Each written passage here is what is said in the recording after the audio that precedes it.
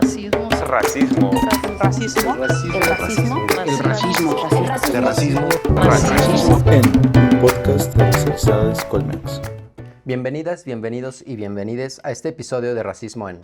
Soy José Emiliano Tapia, alumno de la licenciatura en Política y Administración Pública. Y yo soy Esperanza Brito García, alumna de la licenciatura en Relaciones Internacionales. Este es el podcast del colectivo antirracista Racializaes Colmex, una iniciativa estudiantil dirigida y llevada a cabo por estudiantes del Colegio de México. En esta ocasión hablaremos sobre el racismo en la epistemología, así como de la relación de este con el lenguaje, además de las prácticas históricamente ejercidas en contra de las naciones que conforman los pueblos indígenas y las consecuencias que han tenido estas prácticas. Para ello, contamos con la valiosa presencia de Yasnaya Aguilar. Estudió la licenciatura en Lengua y Literaturas Hispánicas en la UNAM y la maestría en Lingüística Hispánica, también en la UNAM. Ha participado en diversos foros nacionales e internacionales, realiza una lucha anticolonialista en el ámbito del lenguaje, el territorio, el medio ambiente y los derechos de las mujeres. Hoy vive en donde nació, en Ayutla, en la Sierra Norte de Oaxaca, en la región Mije, en donde colabora con su comunidad y en donde forma parte de importantes proyectos, principalmente en materia de educación. En este episodio podremos conversar acerca de la discriminación que se lleva a cabo en contra del conocimiento generado desde ambientes no hegemónicos, el silenciamiento sistemático, la deslegitimación, su exclusión en las líneas de investigación, entre otras prácticas que han sido ejercidas históricamente empleando herramientas como el racismo en contra de los pueblos y comunidades específicas. Asimismo, conversaremos acerca de la violencia simbólica que en muchas ocasiones trasciende lo simbólico, que se ejerce en contra de los pueblos indígenas que habitan en el territorio que hoy ocupa el Estado mexicano. Muchas gracias, Yasnaya. No, muchísimas gracias a ustedes. Estoy bien contenta de estar acá y gracias por la invitación y muchas felicitaciones por la iniciativa, el espacio, el esfuerzo. Muchas gracias. Bueno, nuestra primera pregunta sería, ¿cómo te identificas? Bueno, depende, ¿no? Porque yo sí pienso que el asunto de la identificación es un asunto contextual, o sea, cuando estoy en realidad no tenemos todo el tiempo necesidad de identificarnos, ¿no? Es ante el contraste, o sea, no sé, cuando te paran en un retén que te tienes que identificar y ahí lo que vas a sacar es tu estatus legal, ¿no? O en un aeropuerto, o entonces, digamos que me identifico según el contexto, porque cada persona somos muchas cosas. En ciertas luchas, pues, el rasgo de que pertenezco a cierto género va a ser relevante, pero en otro contexto la pertenencia al pueblo. A veces es relevante que soy de Oaxaca, a veces más bien que soy mije, etcétera, ¿no? En ciertos contextos tengo que, por estrategia política, adscribirme indígena. Entonces, yo creo que la identificación, pues, es cuando hay una demanda de identificación. Entonces, más bien es como, ¿por qué?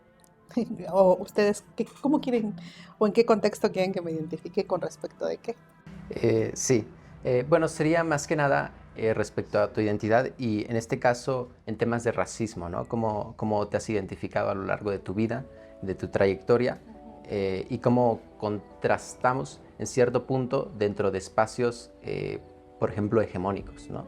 Blancos.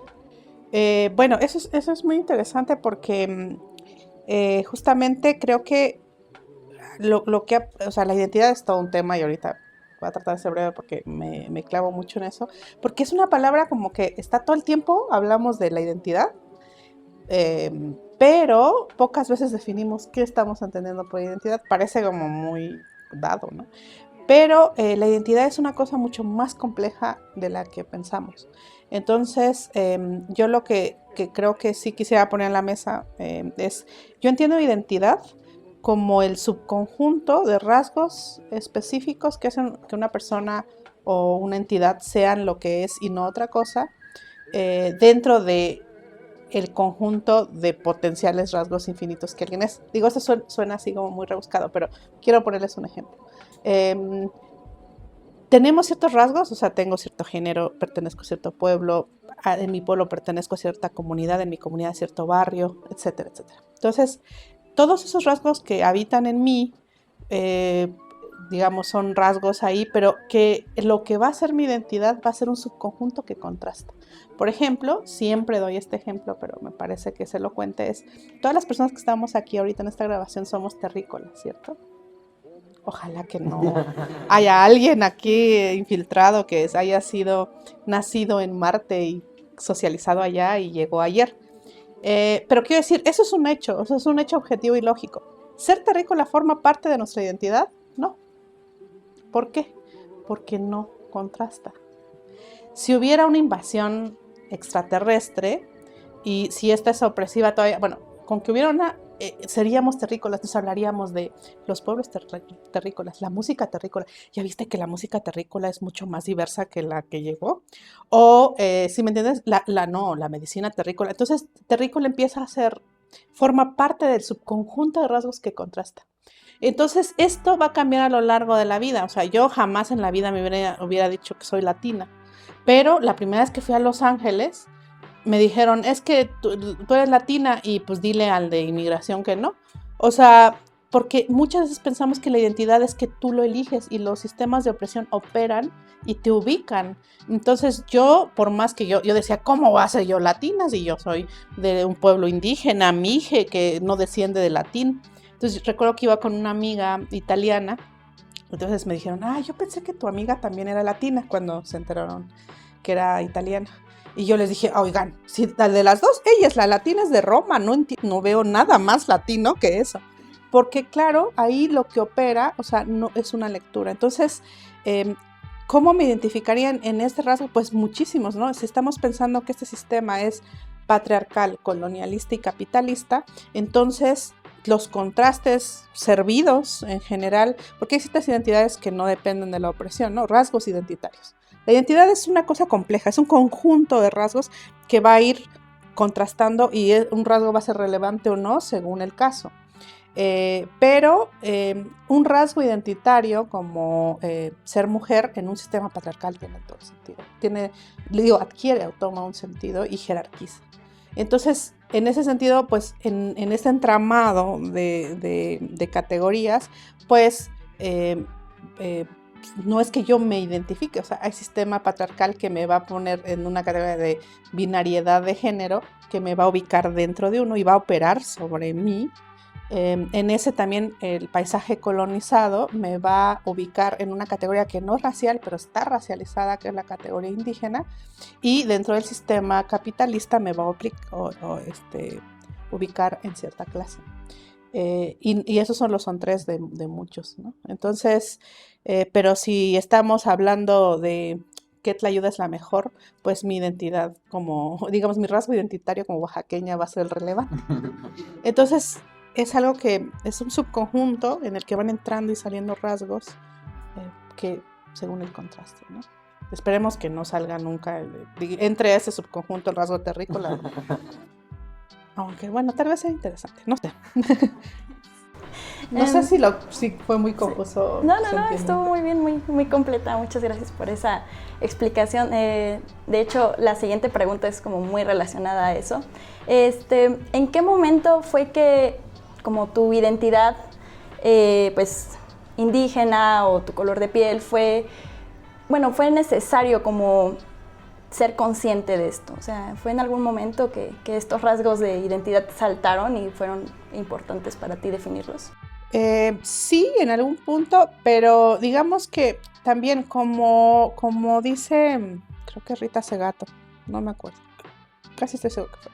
O sea, el racismo, y en este caso relacionado, porque el racismo opera sobre varios rasgos, entre ellos el color de piel, es que me di cuenta que mi color de piel incluso va a ser leído muy distinto en mi pueblo que en la Ciudad de México, que otra vez en Europa. O sea, en Europa no hay manera de que yo sea leída como güera, como en mi pueblo sí. Entonces también, bueno, esto ya lo ha dicho Fano, todo el mundo, es una lectura de cuerpos. Entonces, como dice Rita Segato, ¿no? Sobre todo es un acto de lectura para ubicar tu cuerpo en un paisaje colonizado. Entonces, si ese paisaje colonizado no existiera, no tendría por qué ubicarte. Entonces, yo creo que a lo largo de mi vida, dependiendo entre digamos, más posibilidades he tenido de estar en lugares contrastantes, ha sido interesante cómo se me ubica en un paisaje que pues todo el mundo está colonizado, ¿no? Y diferenciar muy claramente, a mí me costó mucho y por eso creo que la categoría indígena no es una categoría identitaria, porque por lo menos, bueno, es identitaria en medida en que opera la opresión, pero no es lo que lo define. Es posible que alguien viva como mije, como mi abuela, o mucha gente en mi comunidad, que le preguntas, oye, ¿tú eres indígena? Y ni siquiera hay la palabra indígena en la mayoría de las lenguas indígenas. Entonces, yo de niña jamás o sea, era como indígena, ¿qué es eso? O sea, era como algo de una institución que había ahí, el Instituto Nacional Indigenista, que le llamábamos el INI, ni siquiera sabía bien cómo se... Entonces, pues no puedes experienciar esa identidad si ni siquiera la conoces. Es como ustedes, como les diré, oye, Pepe, ¿tú cómo te sientes siendo Agots? Entonces decir, ¿qué? Agot significa no mije. Entonces ustedes es un hecho que son nomijes, pero no basta con que sean nomijes para que lo experimenten como una identidad. Entonces yo nunca experimenté ser indígena como una identidad cuando era niña, porque vivía en un pueblo mije donde todo el mundo era mije, o la gente que no era mije era zapoteca, entonces ese contraste era el importante, ¿no? Y fue hasta que llegué a la ciudad, me metí en ciertos movimientos, ciertas, no sé qué, y claro, te empiezas a dar cuenta que tu lengua es una lengua indígena y entonces me empecé a pelear con eso. O sea, yo decía, yo soy mije, yo no soy indígena, yo no sé qué sea eso, igual que mi abuela. Entonces, hasta que entendí un poco más qué es ser indígena, y entonces yo me identifico como tal, como una estrategia política, cuando hay, por ejemplo, no sé, estás en un proceso de defensa del territorio y el marco legal para que tú puedas hacer un amparo, pues no puedes decir, miren, yo no me identifico como indígena. Como el marco legal es una necesidad del Estado que categoriza a lo indígena, dice que tienes este derecho a la consulta, etcétera, pues ahí por estrategia política te vas a escribir indígena para poder meter el amparo, porque esa es la herramienta que tienes. Entonces, en ciertos casos, sobre todo en la articulación de las luchas y por un asunto histórico, digo, soy indígena en medida que pertenezco a un pueblo o a una nación que no formó un Estado-nación cuando se formaron Estados-naciones y que sufrió colonialismo. Y es un momento de la historia de mi pueblo, no es un rasgo esencial. Es decir, y aquí siempre también cito a Sebastián Van Doesburg, que dice, vamos a hacer un ejercicio. Vamos a pensar que la historia de los pueblos mesoamericanos, por ejemplo, comienza con la domesticación del maíz. Entonces, pensamos en el pueblo mixteco o Ñusabi. Entonces tienes 9,000 años siendo Ñusabi, y de esos 500 te clasificaron como indio y 200 como indígena. Entonces eso permite vislumbrar un futuro en el que podamos volver a ser mijes, rarámuri sin ser indígena. Y luego además, pues es una categoría política en esta definición, haber sufrido colonialismo y no haber formado un Estado o nación independiente. Digo, no es el deseo de la nación mije, pero si el pueblo mije de pronto se convirtiera en el país mije, su lengua sería la lengua oficial de ese país mije y tendría una representación en la ONU. A partir de ese momento deja de ser un pueblo indígena, pero no un pueblo mije. Eso sería una opción. La otra es que se acaba el mundo dividido en Estados-nación. Pero mi punto es que es una categoría que no es esencial. O sea, ser mije lo podemos discutir aparte, pero ser indígena pasa por esto.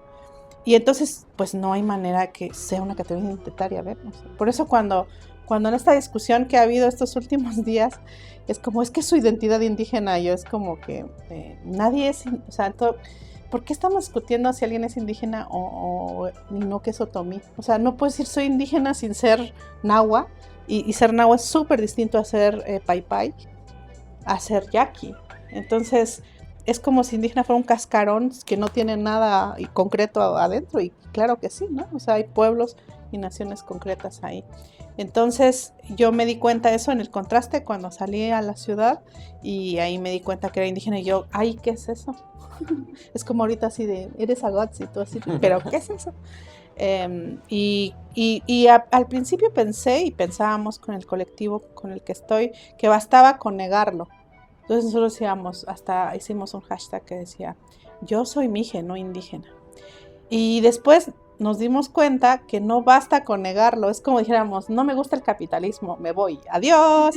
O sea, el problema de esa categoría es su poder es que es inevitable. O sea, el hecho de que mi abuela, por ejemplo, no se identificara, no lo viviera como una identidad ser indígena, no implicó que todas las políticas de opresión del Estado en contra de los pueblos indígenas no operaran y tuvieran consecuencias sobre su cuerpo y su vida. No basta con dejar de nombrar la opresión para que deje de existir. Ojalá con dejar de nombrarla dijera. Entonces, lo que hago ahora es más bien tratar de no usar no adscribirme indígena cuando lo esencializa y usarlo como una estrategia política. Entonces, por ejemplo, cuando alguien dice, es que la poesía indígena, yo digo, o sea, ¿qué tiene que ver la poesía de, no sé, la poesía en Rarámuri con la poesía en Tzotzil? O sea, son lenguas de familias lingüísticas totalmente distintas. O cuando dicen la cosmovisión indígena, no hay. Pero cuando dices la lucha, la resistencia de los pueblos indígenas, ahí sí. Entonces he tratado de diferenciar eso, pero ha sido un camino largo con esa palabra que es muy problemática.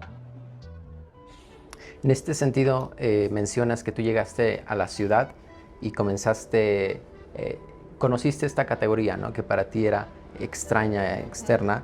En esta transición, ¿tú experimentaste discriminación o cuándo fue que experimentaste discriminación?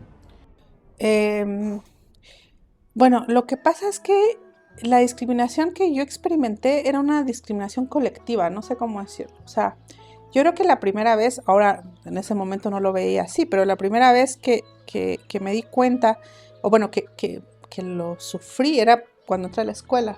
Entonces, cuando le entré a la escuela, si tú hablabas mije, te daban un barazo en la mano, en ciertos grados, no en todos los casos, pero sí me tocó todavía. Y entonces, pero no era algo que yo sufriera, o sea, no es como me estás discriminando, era a todas las niñas y los niños que estábamos ahí, era el modo de ser, o sea, no es algo como que digas, no manches, aquí están tratando a todo mundo bien, menos a mí porque soy indígena, sino era el estado de las cosas, no sé cómo explicarlo, era el modo era como que es claro que ahí ese no es el espacio, ¿no? Aunque todo el resto de la comunidad, las asambleas, el mercado, todo estuviera en Mije. Entonces yo creo que ese fue como ese momento, ¿no? Después un día viajamos a la ciudad con mis abuelos, no sé, tendría yo, ¿qué será? 6 años tal vez, y como que unas personas, creo que eran turistas, si no recuerdo bien, le querían comprar a mi hermana, que mi hermana está todavía más chiquita, a mis abuelos, como diciendo como que no es su nieta, realmente no se parece, no sé. Entonces, pero eso, claro, en ese momento no dices, esto es discriminación, ¿no? Sino como, pues qué chistoso, qué raro. Entonces creo que ha sido más de esa manera como colectiva.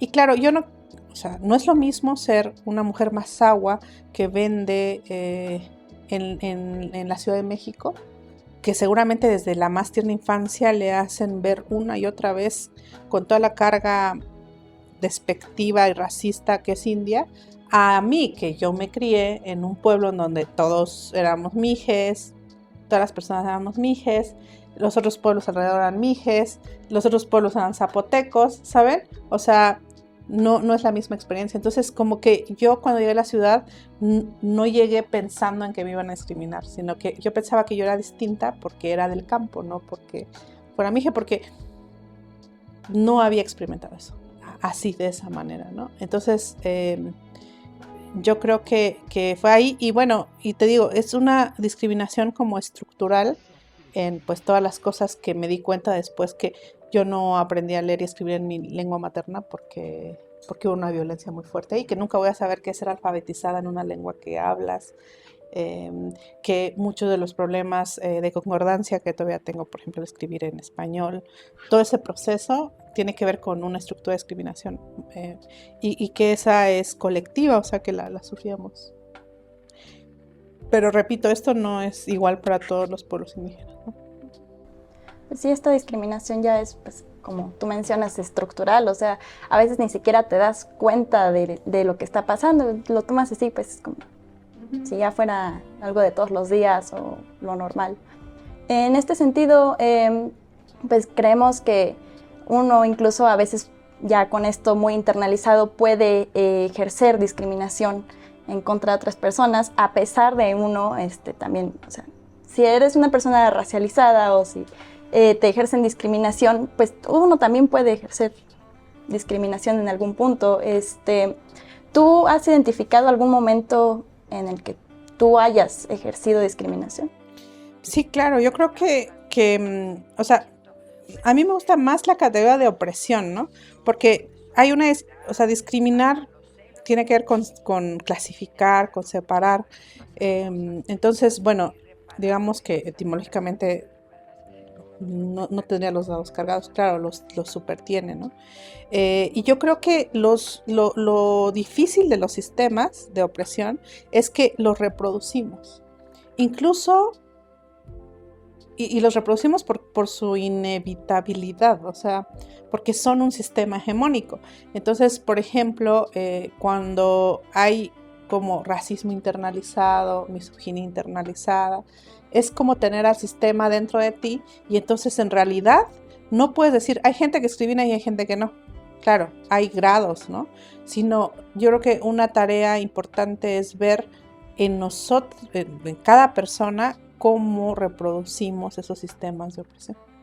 Y a veces tiene que ver con tal vez el autodesprecio, tal vez la construcción de los deseos, ¿no? No sé, cuando deseaba o pensaba que superarte es hacer un posgrado, no sé qué, ahí que tanto ese deseo estaba pensando, esto es mejor que ser campesina, ¿no? Como, no sé, o sea, y entonces yo creo que eso lo vas reproduciendo, y claro, en tus acciones puedes discriminar a otras personas. Ahorita no recuerdo exactamente algún caso, pero no, seguro, dado que no estoy, o sea, yo no vivo en Marte ni socializo allá, socializando en este sistema, estoy reproduciéndolo. Y por eso es un trabajo colectivo. Y por eso no es como que tú eres racista y tú no. Es como estamos en un sistema, entonces el punto es cómo vamos reproduciéndolo. Y claro, cuando tienes poder, o sea, y que se basa sobre estar alto en la jerarquía de sus sistemas, pues ejerces esa opresión de una manera distinta. No es lo mismo alguien que tiene racismo internalizado, y además que, digamos, que lo sufre, que alguien que está ejerciéndolo desde la categoría privilegiada, ¿no?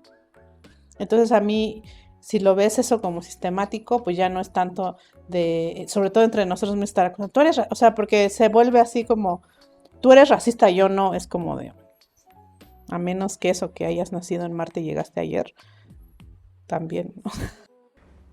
¿En qué formas considerarías que el racismo ha impactado en tu vida profesional? No sé si tenga vida profesional.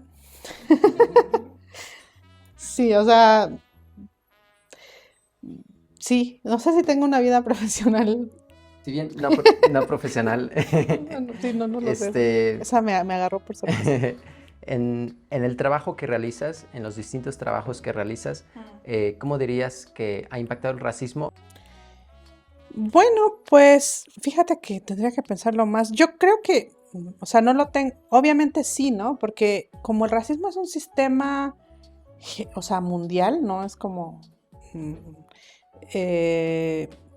pues jerarquiza todo. O sea, el hecho de que yo, por ejemplo, pueda hablar castellano me va a dar ciertas ventajas que no en este sistema, que no deberían, ¿no?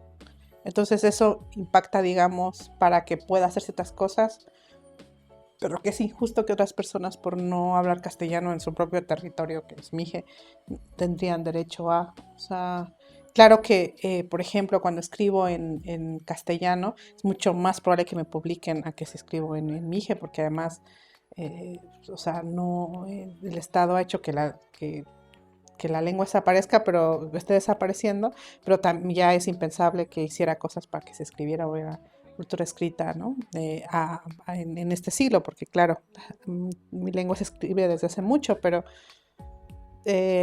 o sea, no hay manera, quiero decir, que una persona esté fuera de, entonces, para bien o para mal, te da ventajas y desventajas, y te jerarquiza ahí. Entonces, claro que mi manera de trabajar, de estar, de ganarme la vida, de hacer activismo o como le querramos llamar, está adentro, pero como el de todas las personas del mundo, incluso las que sienten que no.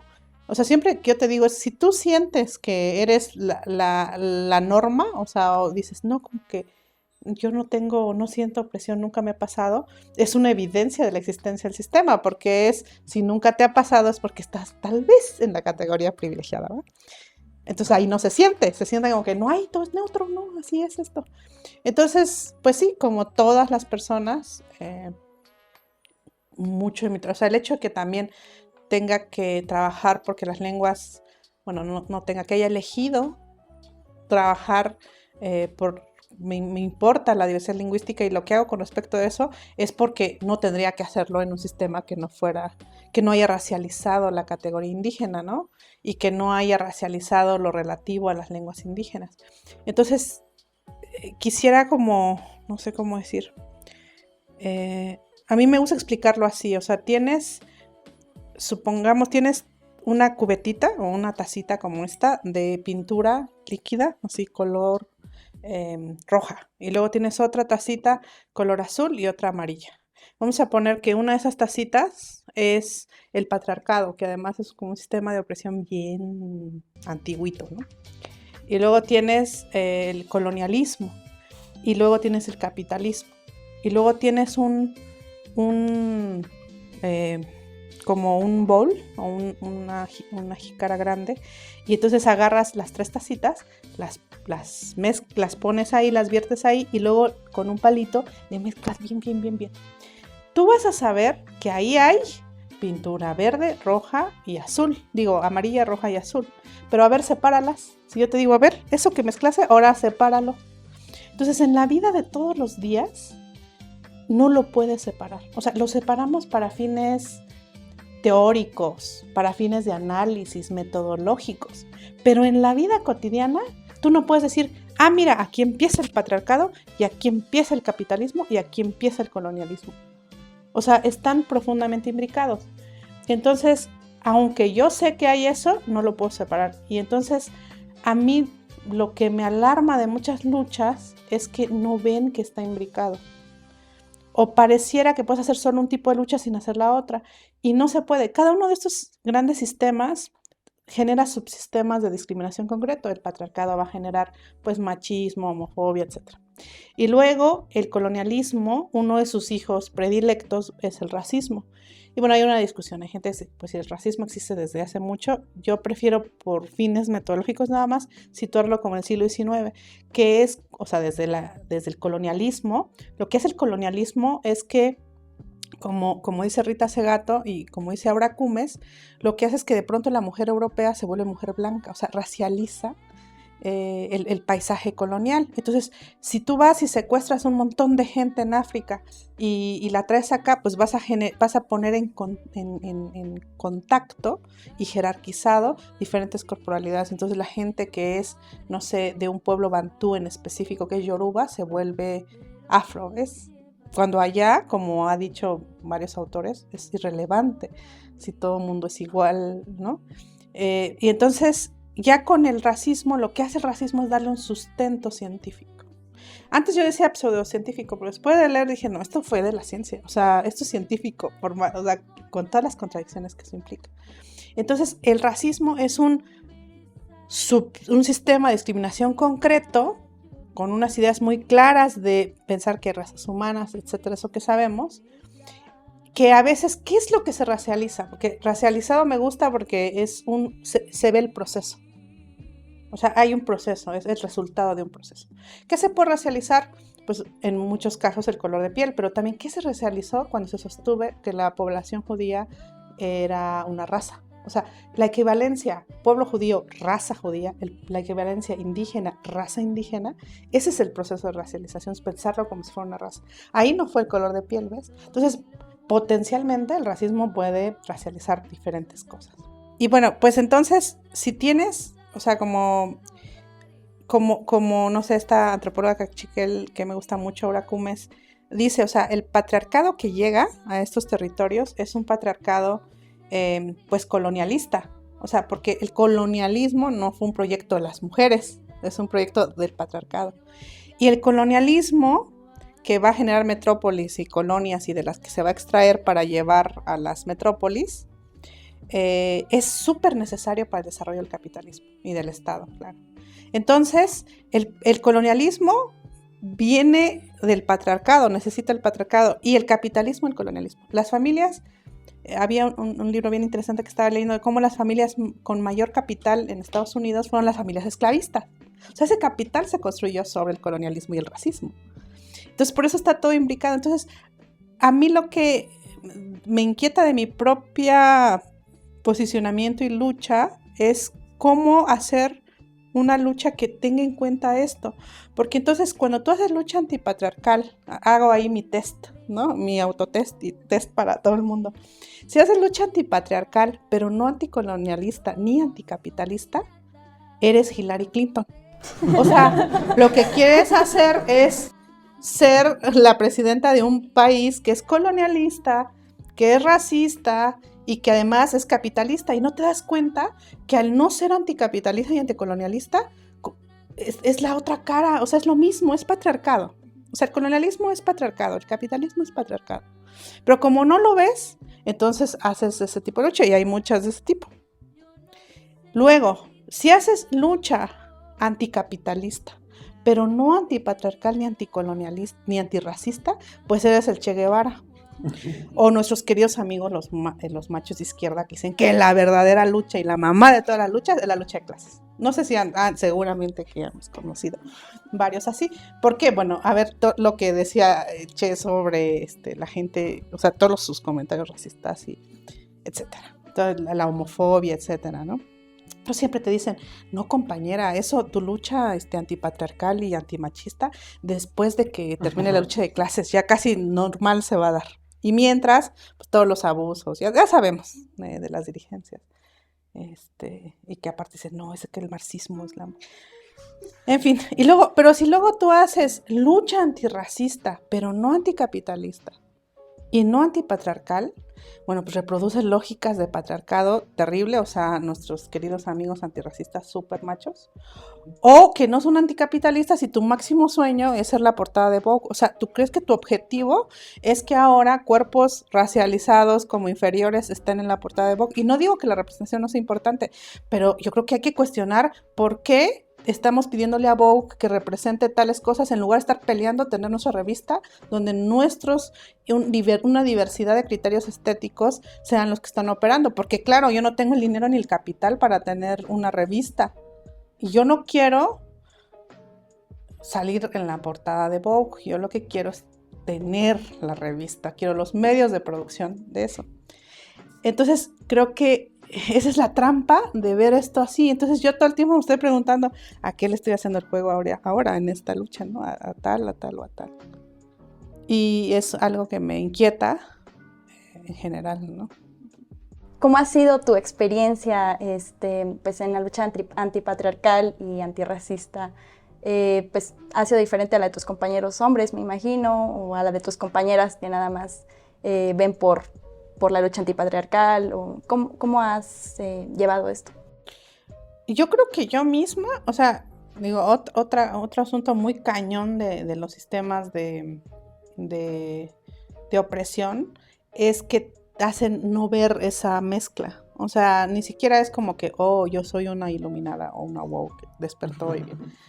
Sino que es un proceso y es complejo verlo y también verlo a través. Entonces, bueno, claro que es distinta, ¿no? A mí lo que me ha tocado, he transitado en diferentes luchas por diferentes motivos, en el movimiento indígena, por ejemplo, sobre todo en el movimiento indígena, en el movimiento de las mujeres indígenas, y lo que me ha tocado es justamente, ¿no? Como que a veces perdemos de vista y replicamos, es como el deseo capitalista de aparecer en la portada de Vogue, por así decirlo.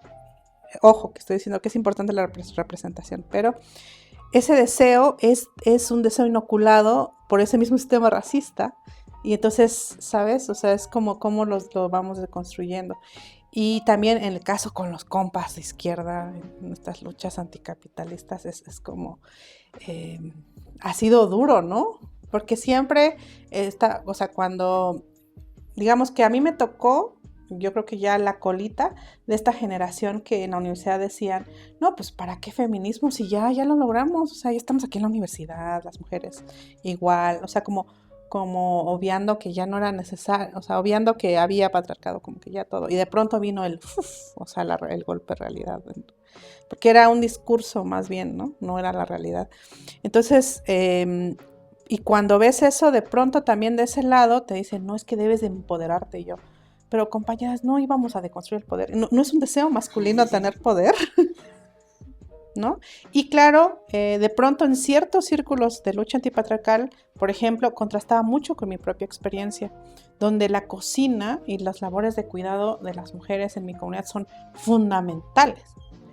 O sea, tú no puedes hacer nada si no hay una cocina comunitaria, no puedes hacer fiesta, pero igual si vas a hacer una manifestación, una marcha, como varias compas dijeron ahí en mi pueblo, es así de, a ver, si no cocinamos, ¿quién les da de comer en su marcha o en lo que quieran hacer?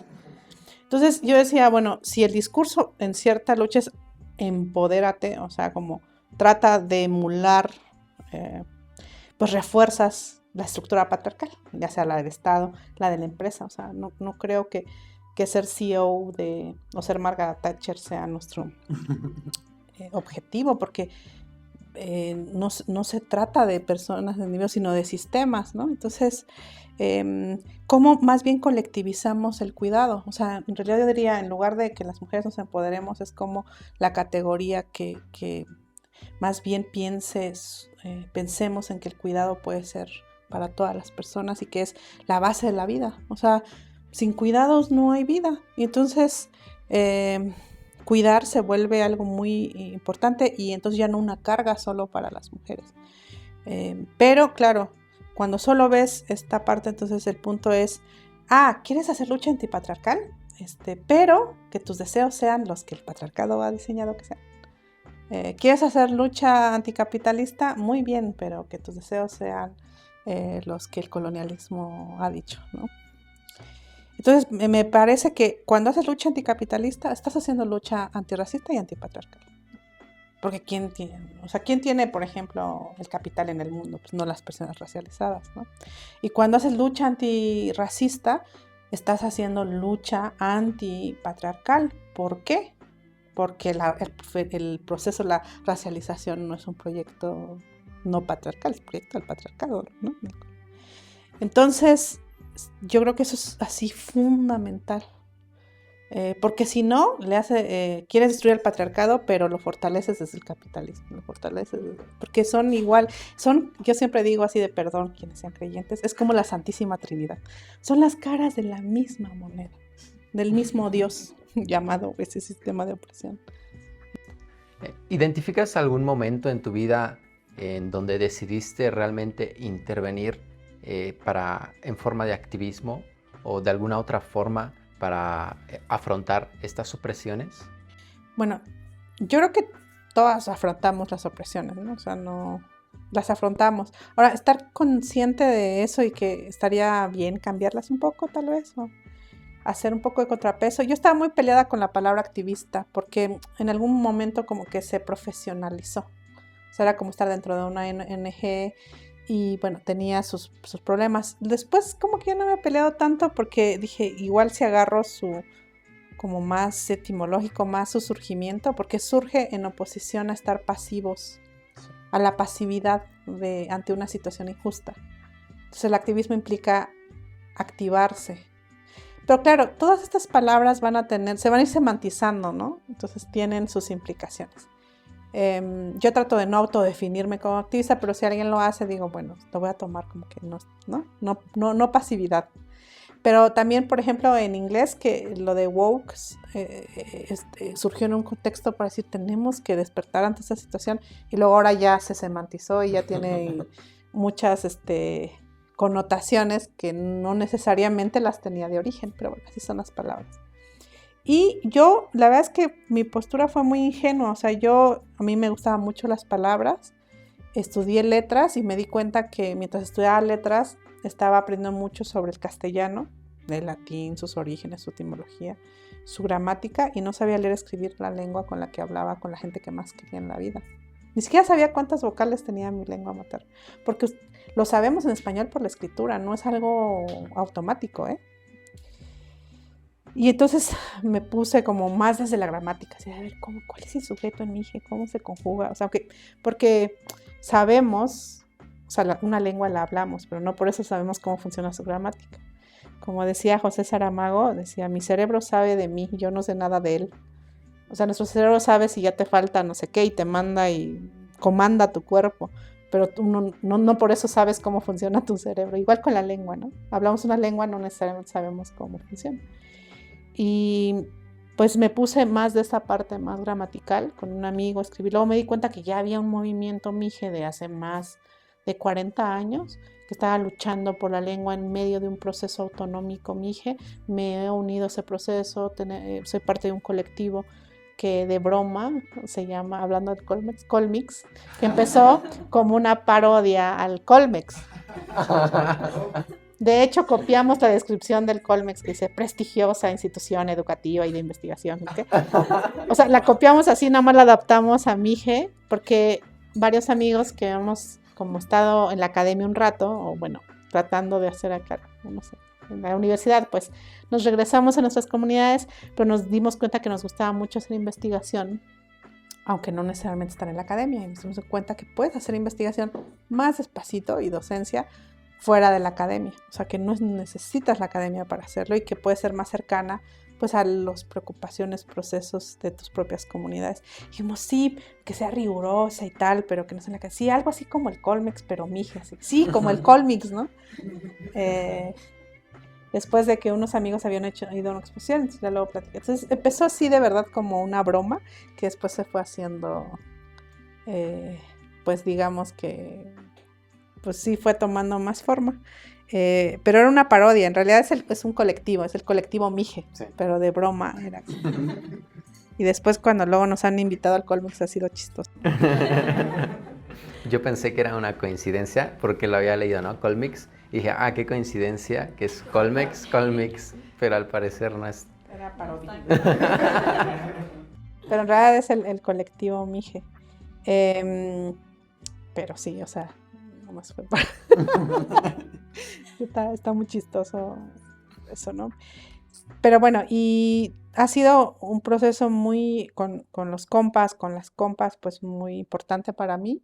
Y pues sí, pero al principio fue así, o sea, no fue como que, ahora me voy a dedicar, porque no lo tenía tan claro y al principio pensaba muy ingenuamente que bastaba con hacer concursos de poesía en mije, concursos de oratoria y decirle a la gente, miren, qué bonito, hablemos nuestra lengua, no dejamos que se muera. Y no veía que había condiciones estructurales que estaban, ¿no? Y poco a poco me fui dando cuenta y aprendiendo y equivocándome y tal, y reivindico mucho que me interesa mucho la lucha en lo colectivo, o sea, igual a veces puedo ser muy vocal, como habrán visto, pero me interesan los procesos más, sí, como sí, no tanto esta figura individual, porque en realidad es un espejismo, nadie lucha solito ahí, solita, ¿no? No se puede. Y si es colectivo el asunto o no, porque esas estructuras afectan colectivamente. A lo largo de tu trayectoria, en todos estos espacios que has ido ocupando, en los que has notado que existe una discriminación, una opresión específica, ¿cómo has notado, de qué forma has notado que se discriminan a las distintas lenguas consideradas como indígenas, ¿no? Ya. No, bueno, ya el hecho de que una diversidad tan grande esté encajonada dentro de la categoría indígena ya evidencia una opresión clara, ¿no? Porque, como decía, ¿no? Indígena es una categoría política, entonces lengua indígena también serían las lenguas que hablan pueblos que sufrieron colonialismo y que además, cuando se conformaron los estados-nación, quedaron encapsulados dentro de un estado-nación que les niega su existencia. Entonces, mi pregunta inicial cuando empecé esto era como, ¿por qué ahorita, en este momento de la historia de la humanidad, las lenguas están desapareciendo a este ritmo? O sea, ¿por qué no antes? ¿Por qué no durante el Imperio Romano? O sea, ¿qué no ha habido en la historia de la humanidad? O sea, ha habido conquistas, imperios, o sea, que no ha habido. Entonces, ¿por qué es ahora que se están desapareciendo la diversidad lingüística del mundo? De más o menos 7,000 lenguas que hay en el mundo, se calcula que más de la mitad habrá desaparecido para 2100. O sea, este nivel de lingüicidio es inédito. Nunca en la historia de la humanidad ha sucedido esto. Entonces mi pregunta era, uno, ¿por qué ahorita y no antes? O no después. Y la segunda pregunta que quería hacerme era, ¿qué es una lengua indígena? O sea, ¿qué hace que una lengua indígena, qué hace que una lengua sea indígena y otra no? Son preguntas como muy básicas, parecieran. Y ya todo eso me llevó luego a hacer una crítica del Estado. Esa no era mi intención original. Mi intención original era responder a estas dos preguntas. O sea, yo no llegué desde la ciencia política, sino desde la lingüística. Con respecto de la segunda, con la que quiero empezar, yo decía, bueno, vamos a pensar, una lengua indígena es una lengua que es minoritaria, podría ser. Pero en realidad eso es como relativo, porque, por ejemplo, hay varias lenguas indígenas en el mundo que tienen más hablantes que el danés. Y el danés no es una lengua indígena. El yoruba tiene que es una lengua indígena en África, tiene 4 veces más hablantes que el danés. Y el danés no es lengua indígena, y el yoruba sí. Y la otra cosa me inquietaba mucho y era que, supongamos que el sami, que es esta lengua indígena en el norte de Europa, que se habla en Rusia, en Suecia, en Finlandia y en Noruega. O sea, su territorio quedó dividido en esos 4 países. Entonces, esa lengua es hermana, o sea, lingüísticamente es así como el italiano y el español, pues el portugués y español son lenguas hermanas, del finés o finlandés, o sea, la lengua que se habla en Finlandia. Entonces yo pensaba, pues, ¿por qué el finlandés no es lengua indígena o el finés? Y el sami sí son lenguas hermanas. Es como pensar, el zapoteco es lengua indígena, pero el mixteco no, son lenguas emparentadas. O el chatino, que es muy cercano a las lenguas zapotecas, es indígena, pero el zapoteco no. Yo decía, esto está muy raro. O sea, no es un criterio lingüístico lo que hace que algo sea una lengua indígena. Claro, después me fue muy evidente. O sea, una lengua indígena, parafraseando a este lingüista Max Weinreich, creo que se pronuncia así, es una lengua sin ejército y marina. O sea, básicamente una lengua indígena es una lengua que no es lengua de Estado. Eso es lo que hace en común que una lengua como el quechua, una lengua como el mije, mi lengua materna, o como el sami o el yoruba, sean lenguas indígenas. ¿Por qué el danés no es lengua indígena? Porque tiene ejército y marina, o sea, tiene un Estado detrás. Es lengua de Estado. Mientras que el yoruba no, por más que tenga muchos más hablantes. Entonces, es una condición política. Y tiene que ver con un momento de la historia. Entonces, a veces hago esta metáfora. Pienso que es como, está el Titanic, ¿se acuerdan de este barco?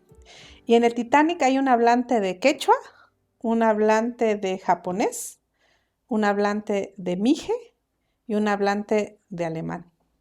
Y entonces, el barco pues se hunde y ahora le llamo al japonés, al alemán, al mije y al quechua lenguas titánicas. Entonces, oye, ¿pero por qué les llaman lenguas? Porque se hundieron en el Titanic. Entonces, pues igual, o sea, somos lenguas indígenas porque sucedió algo muy triste hace 500 años. ¿Saben? Es una condición histórica, porque en realidad el persa o el sánscrito y el español tienen mucho más que ver, son lenguas indoeuropeas, tienen características gramáticas, o sea, surgen de una misma lengua. El indoeuropeo se transformó tanto que se volvió sánscrito y luego castellano después de muchos miles de años. Y entonces, pero el zapoteco y el mije no. El zapoteco es una lengua otomangue totalmente distinta que el mije, pero nos llaman lenguas indígenas porque este barco llamado Mesoamérica fue hundido pero resistiendo, por el colonialismo. O sea, es un factor totalmente extralingüístico lo que hace que una lengua sea indígena y otra no. Y hay muchas lenguas así, por ejemplo, al final las lenguas que no son lenguas de Estado, que no reivindica y usa un Estado, están en riesgo de desaparición. ¿Pero por qué? ¿Por qué no lo estuvieron? O sea, porque una respuesta de un filósofo de ascendencia de la India, pero británico, decía, tiene un artículo que fue muy viral en su momento, hace mucho tiempo, que se llamaba Let Them Die, era como déjenlas morir. ¿Para qué quieren revitalizar lenguas? Pues ya sus hablantes no quieren hablarlas. ¿Por qué quieres obligar ahora? Pues si no quiere hablar mi hija y ya no le sirve, pues no lo obligues. Y decía, no son útiles a la globalización. Y yo decía, a ver un momento, o sea, pareciera, la globalización puede ser tentador para, digamos, explicar este fenómeno, pero dije, hay algo que no me cuadra en esto. Primero, bueno, la globalización no significó que ahora en Japón sepan que el gabán mije es así, que la música mije es así. La globalización ha significado que en el más recóndito lugar de la región mije haya Coca-Cola. O sea, lo que globalizó fue que los productos del capitalismo y la cultura occidental lleguen a todo el mundo, no que hay un intercambio entre el pueblo Ainu en Japón y que ahora en Vietnam aprecien muchísimo la gráfica mije, ¿no? Ni siquiera saben que existe lo mije. Entonces, para empezar. Y para terminar, decían, es que el inglés es más funcional a la globalización, por lo tanto, va a ser la lengua que, pues sí, las útiles. Esto, para empezar, es una tontería en términos cognitivos, porque pues, una lengua es útil a quien la usa para pensar y existir. O sea, es útil el mije, por supuesto, porque yo la uso para pensar, perdón. Entonces, no va de ahí, porque como dice Violeta Vázquez Rojas, no solo es un instrumento de comunicación la lengua, también es de cognición. Incluso la lengua está en momentos que ni siquiera dependen de tu voluntad. Cuando dormimos y soñamos, tú no eliges en qué lengua sueñas. Y el hecho que ustedes, asumo, sueñen en español, tiene motivación histórica y política. Porque si este Estado hubiera determinado que el náhuatl fuera la lengua nacional, seguramente soñarían en esa lengua. ¿Ves? Ni siquiera, o sea, hay procesos políticos. Pero bueno, por otro lado, es una falsa disyuntiva. Antes, por ejemplo, el hecho que el latín fuera lengua franca o lengua vehicular, o sea, que comunicara, no implicó que otras lenguas murieran, o que el náhuatl fue lengua vehicular durante mucho tiempo en Mesoamérica, en esta región, no impidió que el mije, no atentó contra la existencia del mije. Entonces, además es una falsa disyuntiva. Siempre que dicen, ay, mejor enséñales inglés que lenguas indígenas, les digo, es muy tonto porque el cerebro no te dice, Pepe, ¿quieres aprender inglés? Desinstala tu náhuatl porque no hay espacio para las dos. No tienes que elegir, eso es maravilloso. La mente humana puede aprender y aprender más lenguas, como los hablantes de danés, que tienen altos niveles de bilingüismo, no dicen, ay, por fin aprendí inglés, voy a olvidar esta horrible lengua llamada danés que tiene un montón de vocales y ya no la voy a transmitir a la siguiente generación. ¿O sí sucede? ¿Por qué entonces una persona que habla mije parece que decide dejar de transmitir su lengua? Porque no es el hecho. O sea, yo puedo aprender inglés y hablar mije, no tengo que elegir, está genial. En la asamblea, en mi comunidad, puedo hablar mije, escribir mije, todo, y además también porque si el cerebro te dijera, no, nomás tienes 3, pues no, pues no es necesario. Y entonces también me di cuenta que lo que sucedía en realidad es que para que una lengua desaparezca, antes hay un montón de violencia racista, de violencia colonialista, que hace que alguien aparentemente decida no transmitir la lengua. Pero no es que cuando la lengua empieza a desaparecer, ya empieza la discriminación, es por discriminación, es que ya hubo mucho tiempo de discriminación para que eso suceda. Entonces me di cuenta que me interesan las lenguas, mucho las amo, me parece fundamental. No podemos construir ninguna utopía que sea monolingüe. El monolingüismo es un sueño de la derecha, lo homogéneo, lo igual. Entonces, en realidad me interesan sus hablantes. O sea, sí me encantan las lenguas, pero más las comunidades de hablantes. Porque para que aparentemente alguien no decida transmitir mije, hubo que dar balazos en la mano, castigar. Y también en México, como que no tenemos tan claro que el borrado, la muerte de las lenguas indígenas fue construido en gran parte gracias a la tortura de cuerpos infantiles en las escuelas.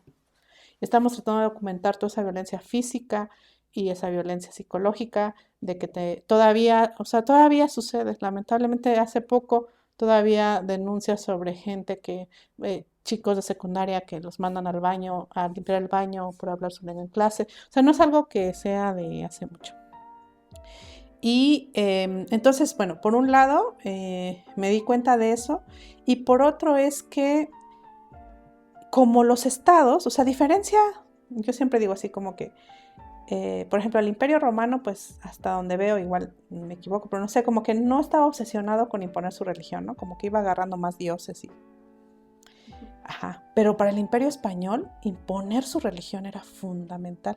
Y para el modelo Estado-Nación, ¿qué tiene el Estado-Nación? No sé, ustedes que son de relaciones internacionales. O sea, ¿cuánto tiempo lleva el modelo Estado-Nación? No el Estado, sino el Estado-Nación. Que el mundo esté dividido en Estados-Nación. Sí, examen. No sé. ¿Cuántos?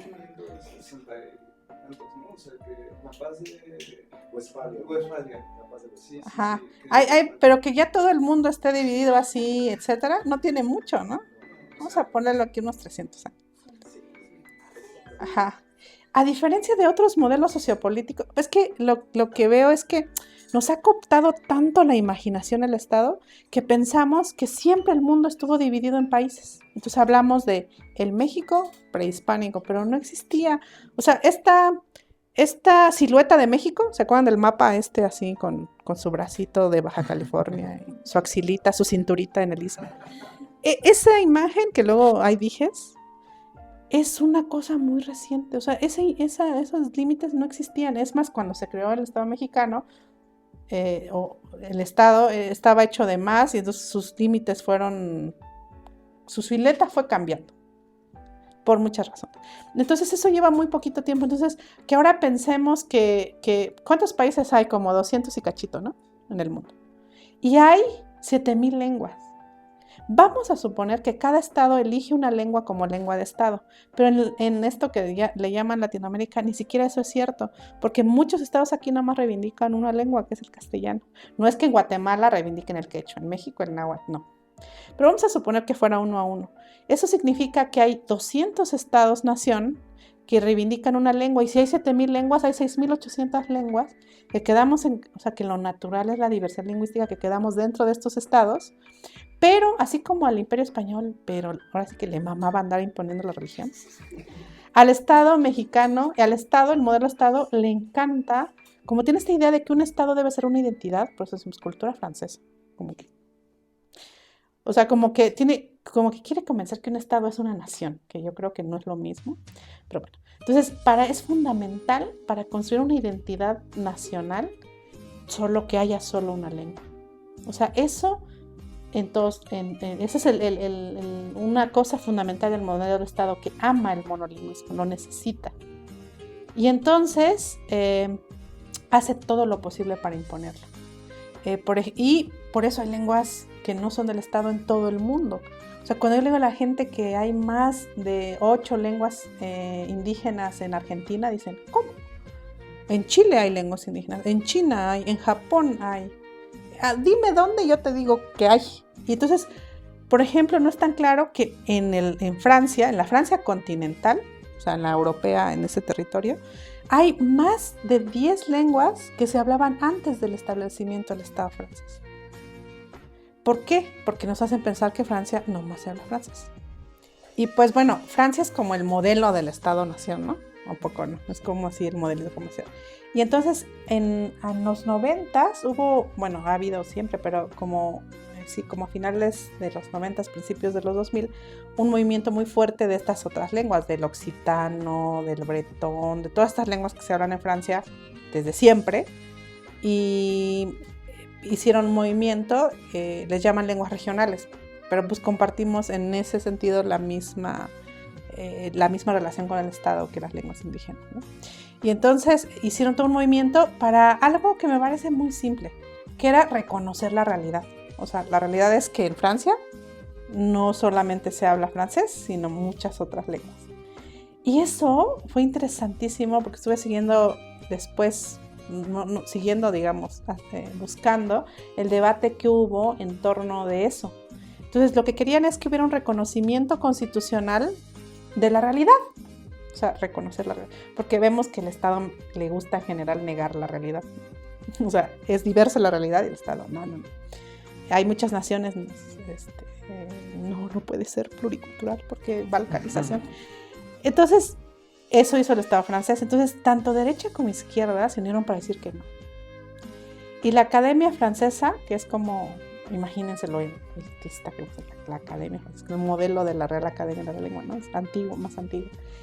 Y yo siempre digo que me imagino a los señores de la Academia Francesa así con su moñito tal, todos viejitos, y ellos nunca hacen declaraciones a la prensa, y entonces esa vez sí la hicieron y dijeron lo siguiente, era una carta, una declaración larga, pero yo después de leerla dije, I rest my case, ¿no? Así como que era demostrando, o sea, esto se demuestra mi punto.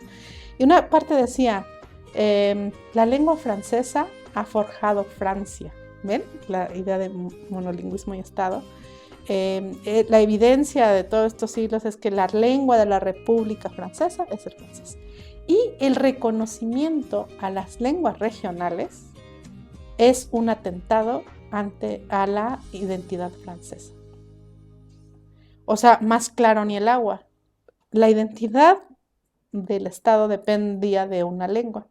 Por eso, casi todos los estados-nación del mundo han hecho todo lo posible por eliminar la diversidad lingüística. Porque si solo hay 200 más o menos y tienes 7,000 lenguas, pues tienes que borrarlas. Y Francia y México, Estados Unidos, quien tú quieras. O sea, Canadá tuvo estas escuelas residenciales donde uno de los objetivos era que no hablaran la lengua. En el caso Sami en Noruega, igual. En el caso de México, clarísimo, y podemos verlo en números, ¿no? O sea, la media está que el 70% de la población de estos territorios, para 1821, hablaba una lengua indígena, el 70%. Si hubiéramos mantenido la proporción, más o ponle que perdiéramos algunos hablantes, tendríamos el 60 o el 50% de México hablando una lengua indígena. Lo que no sucedió en 300 años, que no me voy a poner aquí a defender el colonialismo español, ¿verdad? Porque tenían no, nada más se murieron 9 de cada 10 personas nativas. O sea, fue terrible. Pero en cuanto a lo lingüístico, no tenían esta obsesión así como la tiene el Estado mexicano. Entonces, después de 300 años de colonialismo español, el 70% hablaba una lengua indígena. Entonces es muy chistoso que quienes crearon el Estado mexicano, o sea, el proyecto criollo del Estado mexicano, esa tradición de pensamiento, lo haya dicho, odiamos a los guachupines, abajo, pero vamos a imponer su lengua. Es como que, a ver, ¿los odias o no? La lengua de una minoría muy pequeña fue la que el Estado mexicano impuso y ahora somos el 6.1%. A este ritmo, si no se incrementa, en unos 100 años seremos el 0.5%. La población que habla una lengua indígena. Es claramente el Estado mexicano que ha hecho una serie de cosas y ha invertido dinero público y la política lingüística más exitosa ha sido la castellanización forzada. Es decir, no es que las lenguas mueran, por eso insisto mucho, es las lenguas las matan. Y lo que vemos en Francia es lo mismo. O sea, cualquier Estado-nación básicamente lo que quiere es que su población o sea, lo que ha hecho es que su población se vuelva potencialmente, hubiera sido posible que ustedes, por ejemplo, hablaran náhuatl y castellano. Y que tal vez ahorita estuviéramos hablando. O sea, les negaron también la posibilidad de ser bilingües con todas las ventajas que tiene el bilingüismo, el trilingüismo, ¿no? Como posibilidad. Y entonces el modelo Estado-Nación es un plaguicida, es un lingüicida, es como herbicida así. ¿Por qué? Porque, claro, reconocer también otras lenguas es una gran manera de reconocer otras maneras de pensamiento, otras que no es la ideología del Estado-Nación. Entonces, es así que entendí mi primera pregunta, que era, bueno, la segunda ya la contesté, ¿no? ¿Por qué una lengua es indígena? ¿Por qué no lengua de Estado? Y la otra es, ¿por qué están muriendo tantas lenguas ahorita y no antes? Porque son los efectos de después de 300 años o 200 de un mundo dividido en Estados-nación. Los Estados-nación están matando las lenguas indígenas. Y, por ejemplo, en Estados Unidos, cuando fui a Los Ángeles, me contaban experiencias escolares y se parecían mucho a las mías en Mije. Claro, porque en Estados Unidos el español no es lengua de Estado.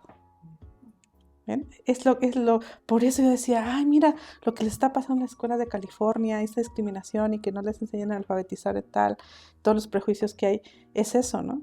Y entonces, en una sociedad que pudo haber sido, con todas las ventajas del multilingüismo, se convirtió en una sociedad monolingüe por diseño estatal. Porque esta sociedad, o sea, por más que te enseñen inglés desde la primaria, sabemos que el acceso a aprender inglés es clasista. O sea, es un asunto de clase. Entonces tú puedes tomar inglés desde la primaria hasta la prepa y no hablar inglés. ¿Por qué? No es porque sea la gente tonta. ¿Quién después de tantos años de clases de un idioma no lo va a aprender? Es un problema estructural. Entonces, para que tú puedas aprender inglés, tienes que o pagar una escuela, pues el Harmon Hall, así perdón por las marcas, o bien haber ido al liceo francés. O sea, es un asunto de clase. Entonces, son los modelos de Estado Nacional los que les estorba el multilingüismo. Y por ejemplo, Rafael Ramírez, tristemente muchas escuelas tienen su nombre. Rafael Ramírez fue el ideólogo de la educación rural en México en la primera mitad del siglo XX. Y entonces tiene un libro que se llama ¿Cómo dotar a todo México de un idioma? O algo así. O sea, y ahí le da consejos a los maestros que iban a ir a nuestras zonas a dar clases. Y es de un racismo brutal. Y ahí es claro, porque la lengua está racializada. Y dice, si tú quieres enseñarle a los niños nuestro idioma, tienes que hacerlo sin hablar su lengua. Entonces tienes que hablarles solo nuestra lengua, porque si tú empiezas a hablar a los niños en su lengua, tú vas a aprender la lengua de ellos y después tú te vas a volver un indio y después tenemos que incorporarte a ti otra vez. Así lo dice tal cual. Y dice, por favor, enséñalos el castellano como Dios manda, que es sin hablarles nada en la lengua, porque para que ellos también aprendan nuestras costumbres y formas de vida, cito textual, que indudablemente son superiores a las suyas. Entonces, el proyecto de borrar las lenguas es un proyecto racista profundamente. Y eso pasa también, ahorita sigue, por ejemplo, en Estados Unidos, ¿quién sueña con que solo se hable inglés? Pues la gente cercana a Trump, ¿no? Este movimiento de el English Only Movement, que quiere hacer que, sorpresivamente a nivel federal, en Estados Unidos el inglés no es lengua oficial. De las 7,000 lenguas, solo 80 son lenguas oficiales en algún lugar del mundo. Porque ser lengua oficial tiene que estar, claro, en México diríamos, el castellano es lengua oficial de facto, pero legalmente no. Legalmente no hay lengua oficial en México ni en Estados Unidos. Y ahí quienes están luchando para que el inglés sea lengua oficial es la derecha. Y luego aquí, ¿quién es? Pues el exdirector de la Academia Mexicana de la Lengua, ¿cómo se llamaba? Jaime Labastida, hermano Francisco Labastida, estaba impulsando una iniciativa de ley para hacer del castellano la lengua oficial en México. Es como que no nos ayudes, compadre. O sea, ¿no ves lo que está pasando? Imagínate darle otra arma legal. Además, no necesitas ya, o sea, de facto, ¿para qué necesitas, no?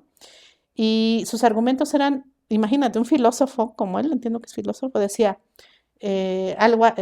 bueno, es que, pues qué padre las lenguas indígenas, pero pues las lenguas indígenas sirven para describir sus realidades locales. En cambio, el español es universal. Y yo, sí, claro, como el español nació ya diciendo computadora, o sea, todas las lenguas pueden nombrar todas las realidades y tienen estrategias, porque, ¿no? Pero claro, o sea, esta idea de la universalidad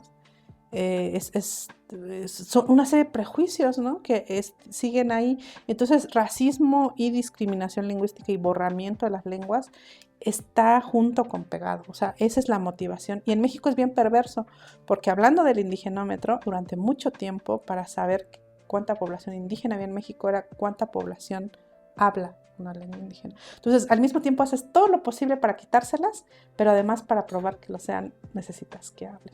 Por eso me parece que hay que defender el criterio de la autoadscripción, porque es una conquista del movimiento indígena que no nos clasifiquen por si usamos guarache o no, como sucedió, por perfilamiento racial, porque te preguntaban en unos censos de la primera mitad del siglo XX si dormías en cama o en petate para saber si eras indígena. Entonces es una postura importante, ¿no? Y quiero también como poner que la lengua no es como es que siempre lo ponen en el Departamento de Cultura. La lengua está en la Secretaría de Cultura. Pero la lengua no es cultura en un sentido no antropológico, sino en un sentido... O sea, a veces ya ven que en español cultura tiene como dos acepciones, ¿no? Una antropológica, que es como pues todo, y la otra es como de manifestaciones estéticas, porque si fuera en la primera acepción, la Secretaría de Cultura se encargaría de las elecciones, porque las elecciones son cultura, ¿no? Sino como manifestación artística. Entonces yo digo, en ese sentido la lengua no es cultura, porque a mí me encantan las danzas, me encanta la música mije, pero es verdad que no todo el tiempo estamos danzando. La danza tradicional tiene su momento. Pero a ver, trata de vivir sin lengua. No se puede. Desde que tú despiertas, el pensamiento que tengas de necesito un café está en una lengua, no todo el pensamiento, pero una gran parte, está en una lengua. Sueñas y sueñas en una lengua. O sea, no hay momento de tu vida que no esté empapado en lo lingüístico. Entonces, cuando tú quitas eso, es una violencia cognitiva brutal. Entonces, la defensa de la lengua no es la defensa de un elemento más de la cultura, sino es la defensa de un territorio cognitivo. Y yo ya no entiendo la lucha por la defensa del territorio, por la defensa de la lengua, sin la defensa del territorio. Va junto con y de la autonomía de los pueblos. Entonces, pues por eso es que estaba en este... Todo esto fue porque quería responderme dos preguntas. ¿Qué es una lengua indígena? ¿Y por qué están muriendo ahorita las lenguas y no? Y es porque en este momento de la historia les llegó un... ¿Cómo le llaman esta cosa para matar insectos? Sí, insecticida. Un botecito lingüicida que es el Estado-Nación, que es lo que está matando las lenguas realmente. ¿Y qué otros momentos específicos, así como los que mencionaste de este señor que le dijo a los maestros así como que no hables en su idioma? ¿Qué otros momentos así como puntuales puedes como mencionar ahorita que han sido pues propiciados por el Estado para este lingüicidio? Todo, o sea, es decir, antes era muy claro, era el proyecto vasconcelista era muy claro y abierto y pagado con dinero público. Las lenguas, matarlas implicó dinero público y esfuerzo institucional. Entonces, después lo que y sucedió con todo, ¿no? Con muchos compañeros decimos que los derechos lingüísticos son necesarios para poder disfrutar de derechos humanos. Por ejemplo, está el derecho al debido proceso, que es sagrado y estoy hablando desde el derecho positivo, ¿no? Ya después eso lo podemos discutir, pero incluso dentro del derecho positivo que defiende el Estado, el derecho al debido proceso es fundamental en el sistema judicial. ¿Cómo puedes garantizar derecho a debido proceso cuando una persona que no habla castellano es procesado y ni siquiera se entera de qué va a su juicio? Que ha pasado así que no hay un sistema de intérpretes. No puedes respetar el derecho al libre proceso si no hay intérprete, si no respetas el derecho lingüístico. El derecho a la salud, derecho humano. ¿Cómo lo vas a disfrutar si vas a un hospital en la región mije, tú hablas mije, está en tu territorio? ¿Cómo vas a describir tus síntomas, que es parte importante del diagnóstico? Y ha habido un montón de violencia obstétrica, nada más porque a los médicos no les importa tener un intérprete que pueda hacer, ¿no? O sea, personas que no han tenido suficiente, mujeres que no han tenido suficiente anestesia para una, ¿cómo le llaman? Para una cesárea, que están gritando de dolor y no les creen porque pues como no se pueden comunicar en la lengua. ¿Cómo puedes...? El derecho a la educación para la población infantil, que como decía, ¿quién era el que decía en los derechos de los niños? No sé si era Miguelito que decía, no, Felipito, que decía, ay, ojalá pudiéramos renunciar a ese derecho.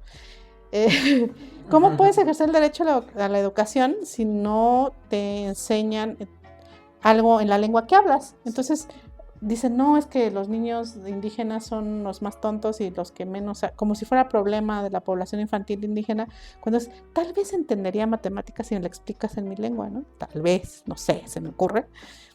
Entonces, no puedes disfrutar derechos humanos si no se garantizan derechos lingüísticos, o sea, los vehiculan. Y bueno, entonces toca todo, por eso el activismo o la lucha por las lenguas no solo es como vamos a salvar una lengua, o sea, tiene implicaciones políticas de todo tipo, ¿no? Y por eso, y bueno, y respondiendo a tu pregunta, fue todo el aparato estatal. Y ahora ya se ve mal decir, o sea, no vas a ver un político decir, hay que matar las lenguas. Igual lo dicen en su casa, qué sé yo. Ahí está Lorenzo Córdoba burlándose del español indígena o el fisgón. Además, como si hubiera un español indígena, ¿no? O sea, sabemos que, por ejemplo, cuando un francés aprende español va a tener un acento distinto a cuando un japonés aprende español. ¿Por qué asumen que lenguas tan distintas vamos a tener todos el mismo acento? Perdón, pero cuando alguien aprende español como segunda lengua, siendo mije, hablando mije, pues su acento va a estar distinto a alguien que habla una lengua tonal como chinanteco. El español indígena no existe. Esa caricaturización de Fisgón y de Lorenzo Córdoba refuerza el estereotipo de como si lo indígena fuera un monolito, ¿no? Que es una operación racista. Pero bueno, entonces, ¿qué es lo que ahora, salvo esos casos, nadie te va a decir estoy en contra de la diversidad lingüística? ¿Qué es lo que hacen? Nada más es disfrutar de los efectos de lo que ya hicieron antes y no hacer nada por revertirlo. Por ejemplo, en este gobierno actual, el presupuesto para promover el béisbol, ¿por qué hay un fondo para promover el béisbol? Porque le gusta al presidente. Seamos honestos. No hay uno para promover el juego de pelota purépecha. Entonces, ese presupuesto que nada más es para promoverlo, que ya el béisbol ya tiene toda una infraestructura, es un negocio, una liga.